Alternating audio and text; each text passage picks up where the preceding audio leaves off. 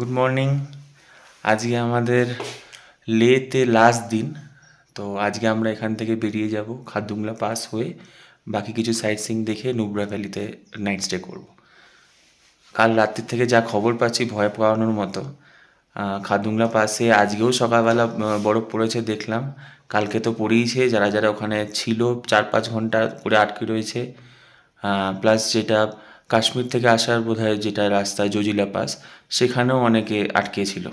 তো আজকে জানি না, আজকে শুরুর সকালবেলাটা একটু হলেও ব্রাইট আছে, দেখা যাক পরবর্তী সময় কেমন থাকে।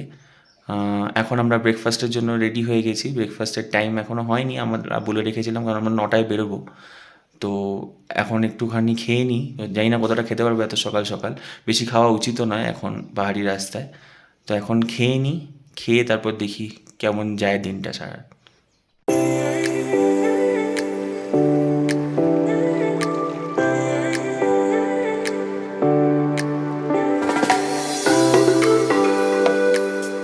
আমরা বেরিয়ে গেছি হোটেল থেকে, এখন আমরা খারদুংলা পাসের পথে। খারদুংলা পাস লে থেকে এখানে একটা মাইলস্টোনে দেখলাম 34 কিলোমিটার্স বলছে। এক্স্যাক্টলি টাইম কতটা লাগবে এখনই জাজ করতে পারছি না, কারণ 2-3 দিন ধরেই ওখানে স্নোফলস হচ্ছে, কালকেও হয়েছে। নর্মালি যেটা হয় যে খারদুংলা পাসে ট্যুরিস্টদের 10-15 মিনিটস থাকতে দেয়, বাট এখানে স্নোফলস হচ্ছে বলে ট্রাফিক জ্যাম হয়ে যাওয়াতে কালকে 4-5 ঘন্টা কয়েকজনকে আটকে পড়তে হয়েছে। তো প্রিকশনারি মেজার হিসেবে আমরা অক্সিজেন সিলিন্ডার নিয়েছি, আলাদা করে আমাদের নিতে হলো। এই সিলিন্ডারটা আমাদের সাথে প্যাংগং অবধি থাকবে 3 দিন। তো 3 দিনের ভাড়া আমার পড়লো 2500 টাকা। রিসিপ্ট দিয়েছে লোকাল মেডিকেল শপের, বাট তোমরা দরদাম করতে পারো। আমি নেটে দেখেছিলাম ট্রিপ অ্যাডভাইজার এক্সেট্রাতে, তো ওল্ড পোস্টেই বলছে 3000 টাকা, 2500 টাকাই বলছে। তো আমার মনে হলো যে এটাই হয়তো এখানকার লোকাল প্রাইস হবে। হোয়াট এভার, তোমাদের কাছে অপশানও নেই, কারণ এটা একটা নেসেসারি ইকুইপমেন্টই হয়ে যাচ্ছে এরকম একটা জায়গায়। কারণ আমরা অনেক সময় ভেবে নিই যে ওই যেটা আমাদের কোভিডের পর থেকে অক্সিজেন ক্যান যেটা, সেইটা ইউজ করতে পারবো। প্রথমত আমরা এখানে ফ্লাইটে এসেছি, ফ্লাইটে ওটা অ্যালাউড নয়। সেকেন্ডলি লোকালসদের কাছ থেকে আমি জানলাম এটা এখানে ওয়ার্কও করে না খুব একটা। তো তোমাকে এরকম মেডিকেটেড অক্সিজেন সিলিন্ডারই ক্যারি করতে হবে, আর যদি বাচ্চারা থাকে তাহলে তো বেশি পরিমাণে ক্যারি করাই বেটার।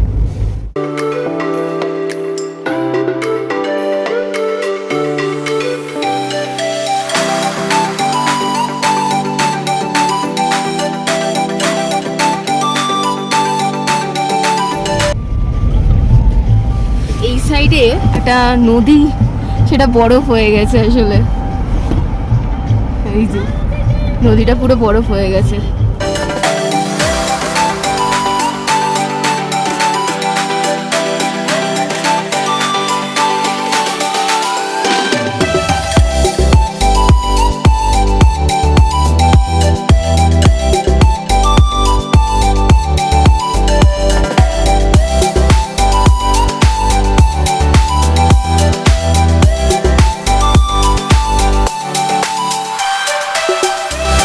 সামনে কিন্তু বিশাল ট্রাফিক জ্যাম। খারদুংলা পৌঁছাতে আমরা জানি না কতক্ষণে পৌঁছাবো, তবে অনেকে এখানে দাঁড়িয়ে দাঁড়িয়ে ফটোশুট করছে।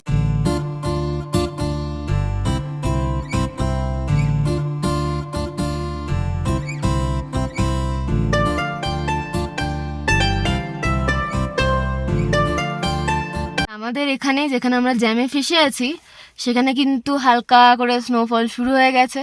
সাউথ পুল্লু জায়গাটার নাম। হ্যাঁ, জায়গাটার নাম হচ্ছে সাউথ পুল্লু। আর আমরা এখানে অনেকক্ষণ ধরেই প্রায় দাঁড়িয়ে আছি, মানে আধ ঘন্টা তো হয়ে গেল। 12-13 কিলোমিটার খারদুংলা। হ্যাঁ, এখানে যে কিসের জ্যামটা ঠিক বোঝা যাচ্ছে না, মানে স্নোফল হচ্ছে বলে সাইডে স্নো দেওয়া। কিন্তু সামনের ভিউটা দেখে আধ ঘন্টা কেন, সারা দিনও বোধহয় থেকে যেতে পারবো। না না, উপরে যেতে হবে। আমরা প্রায় এখানে 1 ঘন্টা ধরে একই জায়গায় ট্রাফিকে ফেসে আছি। তো আমাদের ড্রাইভার জি কিছুক্ষণ আগে এলো, উনি হয়তো সামনে কোথাও ছিল, ওদের অন্যান্য ড্রাইভারের সাথে কথা বলছিল। তো কিছুক্ষণ আগে এসে গাড়ি থেকে দেখলাম কি একটা বের করলো। তো আমরা জিজ্ঞেস করলাম যে কি ব্যাপার। তো তখন উনি বললো যে মিলিটারি থেকে বলেছে যে গাড়ির চাকায় চেন না লাগালে গাড়ি এগোতে দেবে না। তো উনি এখন বাইরে চেন লাগাতে গেছে। সো আরও এক্সাইটমেন্টটা বেড়ে যাচ্ছে যে হয়তো রাস্তায় আমরা পুরো বরফ পাবো, তার জন্যই হয়তো এরম বলেছে। তো চলো দেখা যাক, জানি না কখন ছাড়বে, কোনো আইডিয়া নেই। তো আর ওয়েট করি। জার্নি আবার স্টার্ট হয়ে গেছে। তো দ্য থিং ইজ যে চেন লাগিয়ে নিয়েছে চাকাতে, তো যে সেইটুকু লাগাতে যা টাইম লাগলো তারপরেই কিন্তু এক এক করে গাড়ি যে যার এগোতে শুরু করে দিয়েছে। তো কেমন একটা আওয়াজও হচ্ছে চেন লাগানোর পর। আচ্ছা, এইখানে যাদের চাকাতে চেন লাগানো আছে তারা এরকম সাইড দিয়ে বেরিয়ে যাচ্ছে, যেমন আমাদের গাড়ি বেরোচ্ছে, এই গাড়িটা বেরোচ্ছে। চাকায় কীভাবে চেন লাগানো দেখেছো? এইভাবেই চেন লাগিয়ে এগোতে হবে গাড়ি। জাস্ট অবস্থাটা দেখো, চারিদিকে বিশাল রকমের স্নোফল হচ্ছে। আটকে গেছি আমরা তার মধ্যে। ওকে দেখো কি অবস্থা, এস্কিমোর মতো লাগছে। চারিদিকটা দেখাই তোমাদের দ্বারা, দেখো চারিদিকে কি অবস্থা, প্রপার স্নোফল হচ্ছে।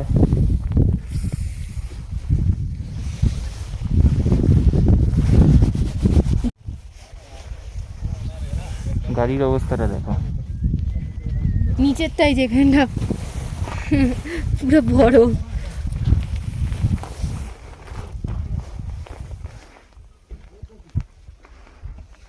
যেদিকে তাকাচ্ছি বড়।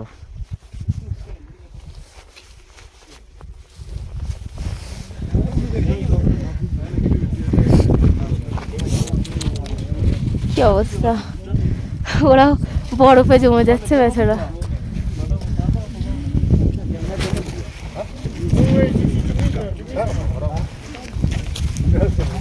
কত কোনো বিস্কিট আছে কিনা?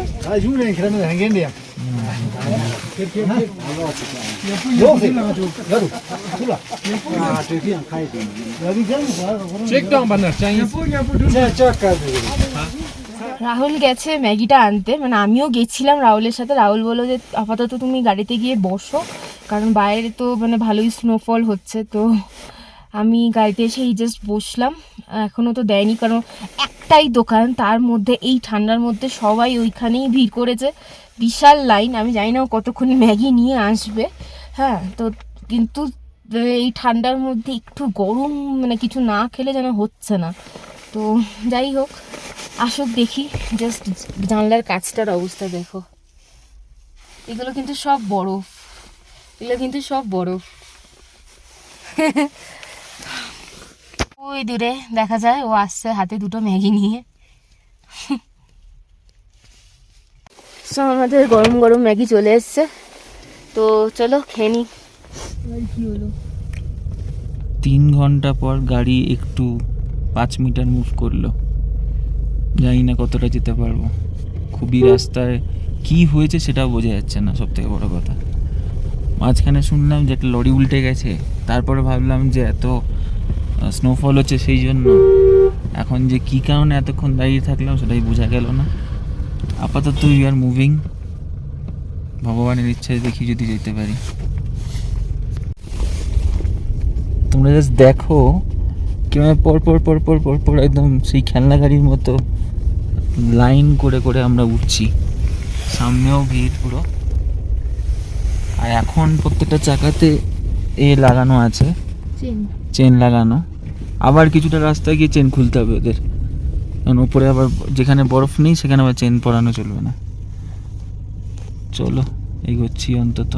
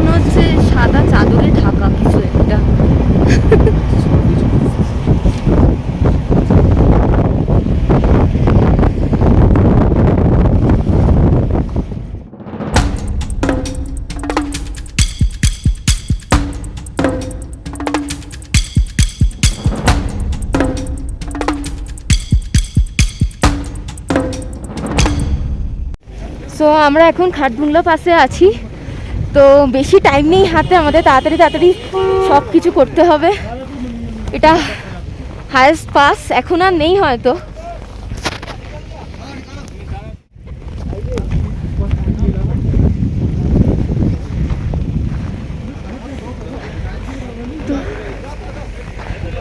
আমরা বেশিক্ষণ আর এখানে স্টে করলাম না, খারদুংলা পাস।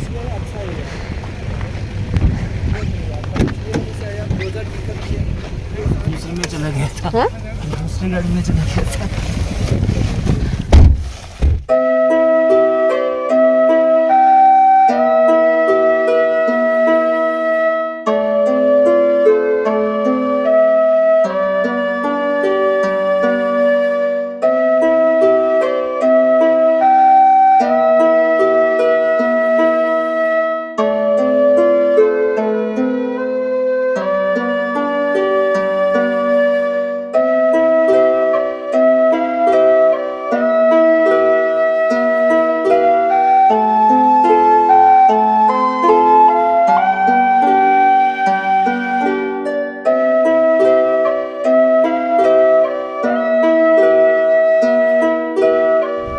জাস্ট বাইরেটা দেখুন, মানে এটা কিছু আর নর্মালি বলবার নেই, কিছু ডেসক্রাইব করবার নেই।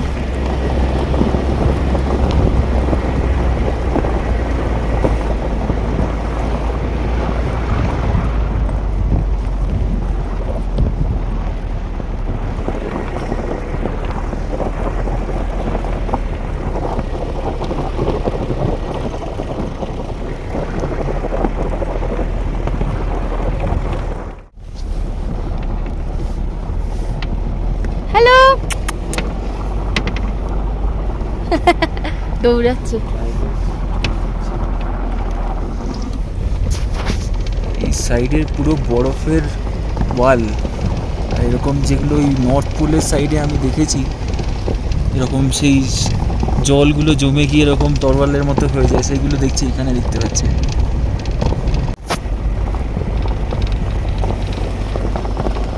আবার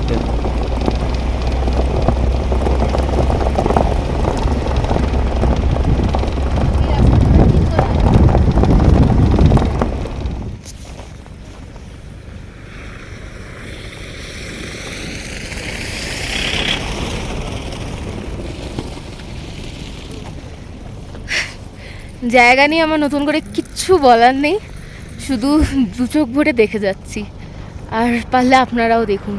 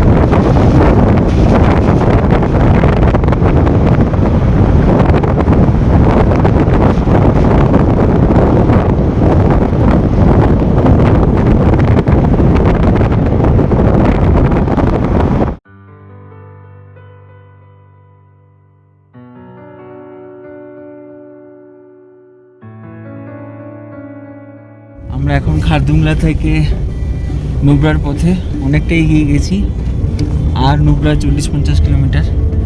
খারদুংলায় খুব বেশিক্ষণ টপে, একদম টপে স্টে করতে পারিনি।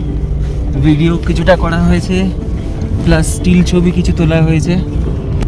তখন স্নোফল হচ্ছিল, খুব জোর স্নোফল হচ্ছিল। প্লাস যে ভিডিওগুলো তোমরা দেখবে, তোমরা দেখলেই বুঝতে পারবে যে কীরকম রাস্তার কন্ডিশন, এবং once in a life time experience. এটা তো মানে বলাই বাহুল্য। তোমরা আসো তাহলেই বুঝতে পারবে। এবং আসলে একটু রিস্ক, বাট এপ্রিল মে মাসেই আসবে, তাহলে এই সৌন্দর্যটা পাবে। লাকের ওপরও রোডও ক্লোজ থাকতে পারে, বাট ওইটুকুনি নেওয়া যেতে পারে চান্স এই সৌন্দর্য উপভোগ করার জন্য।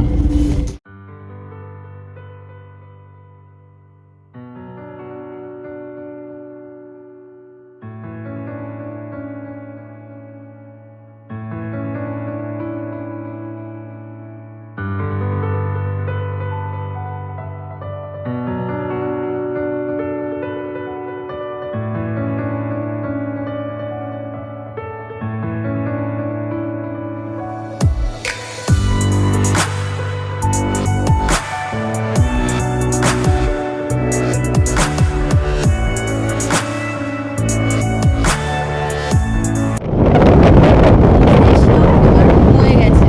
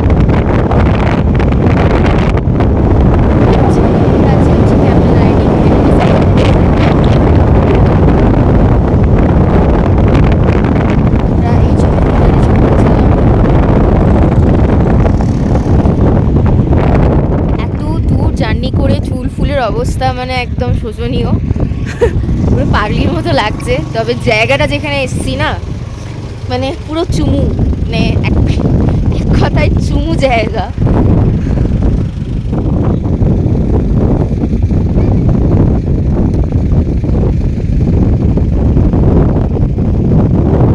এই হলো মুন্ডার।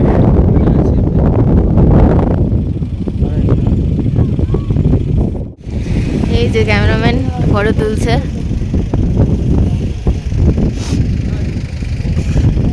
মানে এত সুন্দর যে জায়গা আমাদের ইন্ডিয়ার মধ্যে আছে, এটা সত্যি সত্যি নিজে এখানে না আসলে সেই সৌন্দর্য প্রকাশ করা যাবে না। এত সুন্দর, মানে কোনো মানে স্বর্গের চেয়ে কিছু কম নয়।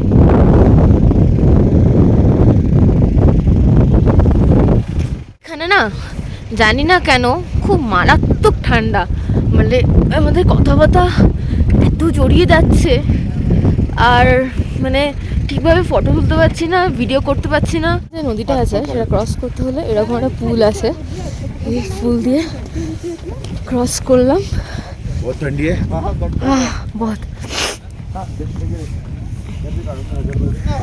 তো পুলটা ক্রস করে আমরা এই সাইডটা এলাম। এই সাইডে আছি, ওইখানে হচ্ছে আছে হচ্ছে ডেজার্ট, যেখানে ক্যামেল রাইড হয়।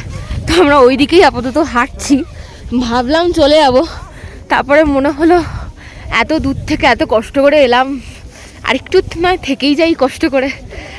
তো যাই হোক,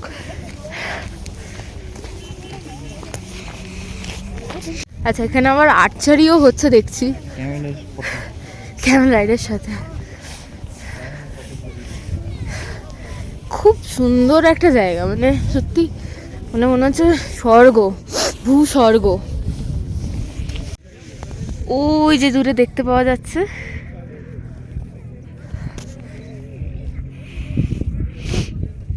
ওই যে সব বসে আছে।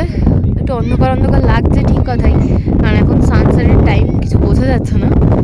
তো ওইখানেই সব কিন্তু ক্যামেলরা বসে আছে, ওখান থেকেই ক্যামেল রাইড হয়। তো আমরা বুঝতে পারছি না করব কি করব না, কারণ ক্যামেলগুলো যেভাবে উঠছে, সারাদিন কিছু খাওয়া নেই, মানে একটু রিস্ক হয়ে যাবে না, তাই জন্য চিল্লামিল্লিও করছে তার আমি হ্যাঁ মানে তাই জন্য বাচ্চা ক্যামেলকে দিয়ে করাচ্ছে যে তাই জন্য একটু কেমন কেমন লাগছে আসলে। ক্যামেল রাইড হয়তো করবো না, তবে তোমাদের জন্য একটু কাছাকাছি এলাম ওদের।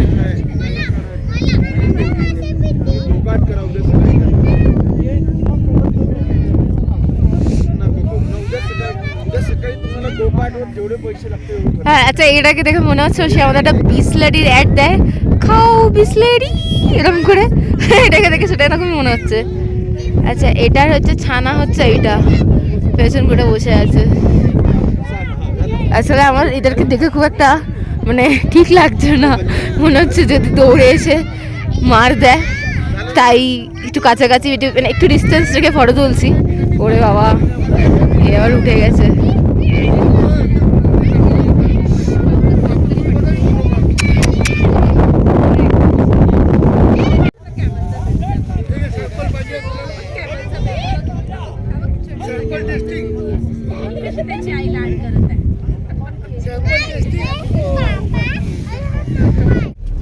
আমরা এই হুন্ডার থেকে ছেড়ে বেরোচ্ছি নুব্রার উদ্দেশ্যে। আমাদের ক্যাম্প আছে নুব্রাতে, গ্রিন থ্রোন ক্যাম্প, ওখানে আজ রাত্রিটা থাকবো। তা আজকে স্টার্টিংটা যতটা মানে ভেবেছিলাম খুবই খারাপ স্টার্ট হয়েছিল। খারদুংলাতে প্রায় আমরা 4 ঘন্টা ছিলাম, সেই সময় আটকেছিলাম পুরো। তো সেই সময় মনে হচ্ছিল কি হবে জানি না আজকে সারাদিনটা। আজকে রাত্রিরে এখন ইভিনিং হয়ে গেছে অলমোস্ট, এসে মনে হচ্ছে এরকম দিন খুব কমই কেটেছে আমার লাইফে। খারদুংলার যে অ্যাটমসফিয়ার ছিল তার সাথে এখন হুন্ডারে দেখলাম পুরোপুরি ডেজার্টের অ্যাটমসফিয়ার। তো দুটো একদম একটা ডিস্টিংক্ট এক্সপিরিয়েন্স হলো আজকে। আর হুন্ডার আজকে দেখা হলো, ডিস্কিটটা দেখার টাইম হলো না, ডিস্কিট মনেস্ট্রি। কালকে একটু তাড়াতাড়ি বেরিয়ে ডিস্কিট মনেস্ট্রিটা দেখে আমরা প্যাংগংয়ের উদ্দেশ্যে রওনা হয়ে যাব। চলো ক্যাম্পে যাই, ক্যাম্পে গিয়ে ক্যাম্পটা দেখাই। আমার কাছে ব্যাপারটা নতুন, ক্যাম্পে নাইট স্টের ব্যাপারটা। চলো ক্যাম্পে যাই। আমি পৌঁছে গেছি, চলি ডিস্কিট গ্রিন থ্রোন ক্যাম্প।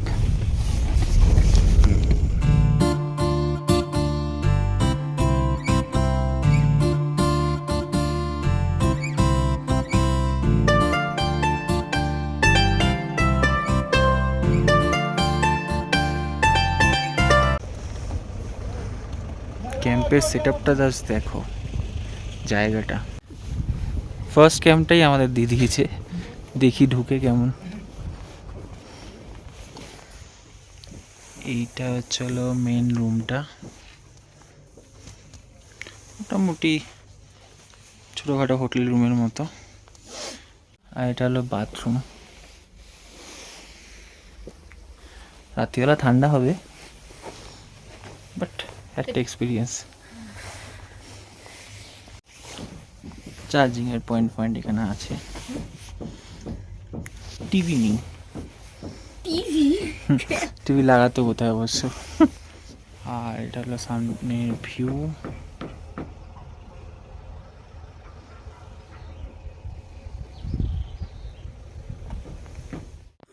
ঘরে ঢোকার সাথে সাথেই আদা দিয়ে গোলমরিচও দিয়েছে, দিয়ে একটা সুন্দর দুধ চা করে দিয়েছে।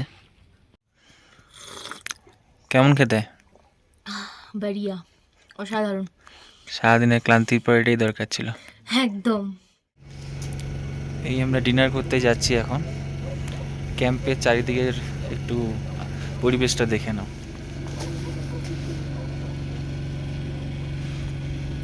তো অনেকটা সেই টারজানের মুভির কথা মনে পড়ে যাচ্ছে। এদিকে পাহাড় দেখা যাচ্ছে না পিছনেও পাহাড়, অবভিয়াসলি, পিছনে জঙ্গল। সকালবেলা ভালো দেখা যাবে। সকালবেলা আরো ভালো লাগবে। তো এখন যাচ্ছি হচ্ছে ডিনার করতে। তো এইটা হলো আমাদের ডাইনিং রুম, বেশ সুন্দর।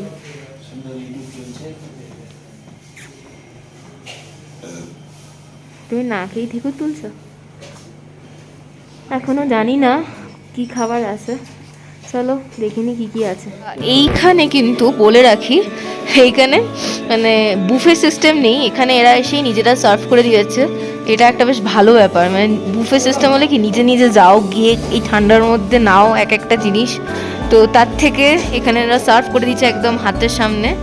এটাই ভালো, তাই তো নাকি? একদম সামনে ইউটিউব চালিয়ে দিয়েছে, টিভিতে গান পান চলছে। যাই হোক, এরপরে বলছে ক্যাম্প ফায়ার করবে, দেখা যাক চা ঠান্ডা দরকারও ক্যাম্প ফায়ারে। স্টে যেটা দিল সেটা হলো টমেটো স্যুপ। আমরা প্রথম বুঝতে পারছিলাম না জিনিসটা কি, তো টমেটো স্যুপের সাথে আপাতত রুটি দিয়েছে। আমাদের নট টমেটো স্যুপের চটপটা স্যুপটা যেটা থাকে, হ্যাঁ, ওটা ওই বুঝতে পারছি না ব্যাপারটা, আলটিমেটলি প্রথমে বুঝতে পারছিলাম না, তো এখন টেস্ট করে দেখলাম সেটা টমেটো স্যুপ দিয়েছে। এরপর কি কি দেয় দেখি। আচ্ছা, এইটা হলো রুটি, আর এটা হচ্ছে আলু ফুলকপি তরকারি, আর এখানে এদের ফেমাস অরহরের ডাল, ঠিক আছে। তার আগে টমেটো স্যুপ দিয়েছে, ওটা দেখালামই। তার সাথে স্যালাড। আমার মনে হয় আজ কোনো মাংস ডিম বা এরকম কিছু নেই, আজকে এরকম ভেজি বোধহয় খেতে হবে। আর ভাতও আছে অপশানে, তবে আমি ভাত খাবো না, এখানে চালটা খুব একটা মানে একটু কেমন অদ্ভুত টাইপের খেতে, পেটের একটু প্রবলেম হচ্ছে ওই জন্য।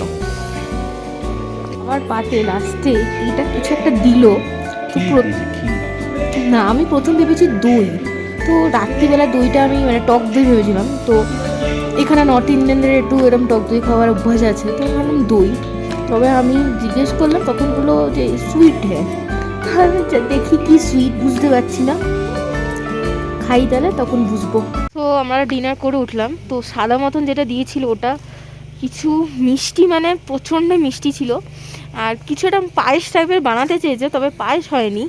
নারকেল ফারকেল দিয়েছিল, চাল দিয়েছিল, দুধ, মানে দুধ তো অবভিয়াসলি দিয়েছে, তবে প্রচণ্ড মিষ্টি দিয়েছে, মানে ওটার আমরা কেউই খাইনি, মানে এত মিষ্টি আর খাওয়া যাচ্ছে না। তবে খাবার দাবার ভেজ করলেও স্টাফেদের ব্যবহার খুবই ভালো, আর খাবার দাবারও মানে খুব টেস্টি, মানে খিদের মুখে মানে গরম গরম প্রথমে তো দিল টমেটো স্যুপ, তো সেটা খেলাম, সেটা খুব সুন্দর খেতে ছিল।